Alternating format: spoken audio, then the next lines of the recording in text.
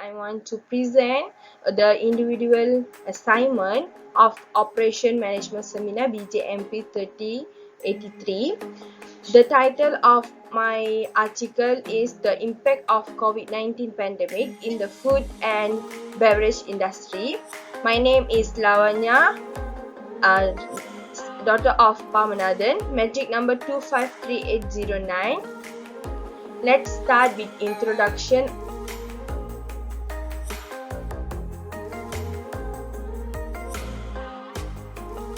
Okay, let's start our introduction.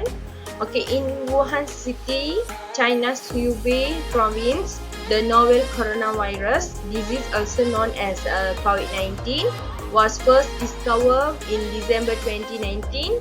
In a brief amount of time, the COVID-19 spread nationwide and becoming a true pandemic that seriously affects every country. This pandemic had a sustainable impact on supply chain process.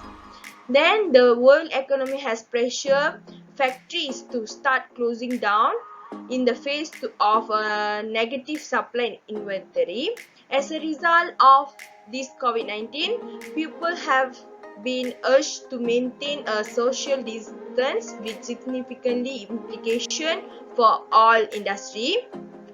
And lastly, the food and beverage business is unique, serving some humanity's most important needs. This industry is one of a fast-growing sector in the world. In addition, this industry was been struck badly by the impact of the COVID-19 pandemic. The literature review have described two situations, that is risk and disruption management and disruption in the food and beverage industry. Okay, the existing supply chain disruption on the current state of awareness in the food and beverage industry on disruption management, particularly in the context of pandemics. The first one is risk and disruption management. Risk is typically defined in business and operation research in terms of negative variations from planned performance. This implies that only events which have detrimental consequence on the activities of the business are considered a possibility. Meanwhile, disruption is a complex form of hazard that causes serious events. The likelihood of disruption will influence the sustainability of the supply chain. The disruption of food and beverage industry at any given moment, the food and beverage sector are facing several disruptions comparable to other industries.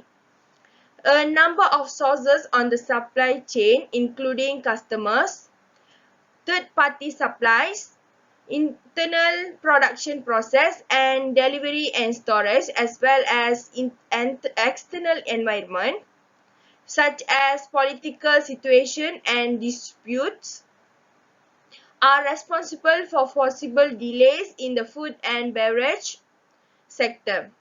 In addition, the supply chain of the food and beverage sector is synonymous with uncertainty and delay because the industry itself is competitive in nature and carries a potential for error. If due to traits of the nature, the food and beverage sector lack efficiency, high level of water use, and output of water waste can very well be restored.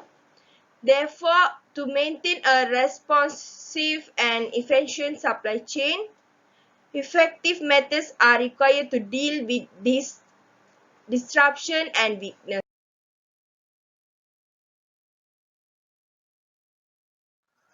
There are two types of effects of the COVID-19 pandemic on the food and beverage industry. For example, the impacts of COVID-19 are not going to end in one day, while many aspects of our industry have already been impacted. We are think the impacts will be larger in the post-COVID-19 period. They are currently facing several challenges that will continue for a long time in the future. We are discuss two types of impact, that is short-term impacts and medium-term impacts. The first one is the substance will expire. This is because the products were placed in retail store in March 2020 to satisfy the demand of the peak shopping season, but these goods and now have a high chances to meeting their expired dates. Secondly, the loss of working capital, because this market rate, for example, has declined so much that we are now facing a massive lack of cash flow. The number of goods purchased by the company from distributor is currently very limited. The last one is closing or limited activities of dealer and trading partners. This is because the operation of the dealer remain limited, as most of the restaurants and stores are closed owing to the limited level of revenue, as dealers sell products to the market via a tank. Their net cost outweigh the actual profit. On the point of medium-term impacts, the reduction in return on investment is one of the major medium-term impacts. In the food and beverage industry, company productivity, including profit and loss figures, is calculated on a quarterly basis. Then secondly, the supply chain relationship and structure. Complete transformation of the supply chain and rebuilding of supply chain relationship can be another critical medium-long-term effect. During the recession time, distributor purchasing goods directly from suppliers and selling them to wholesalers and retailers experience a situation where their operating expenses were higher than their profit.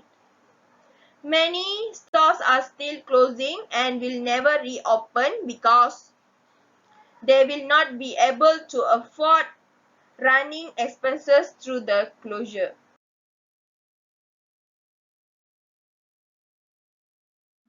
The recommendation and the conclusion of this presentation. The implication for the food and beverage business after COVID-19 pandemic, as well as steps to deal with those impacts. The action that can be taken to minimize the impacts through the adoption of the FEFO mechanism, merchandise rotation in and across retail outlets, a partial sacrifice of remuneration agreed by both staff and employees, expanded office hours and partial opening of post-COVID-19 weekend and holiday activities, short-term vendor incentives, minimization of cost, trade promotion, and infrastructure enhancement. The implication of the COVID-19 pandemic on the food and beverage sector and the potential ways to minimize these impacts. They not only reinforce the literature on disruption in the food and beverage sector, in addition, in the sense of the developing economics, we also assume the literature on this industry. A fair view of the consequence of the COVID-19 pandemic is provided by the managers of the food and beverage industry, as well as a recommendation on how to deal with this impact. Thank you to everyone to spend a precious time to watching this video, and don't forget to like my video.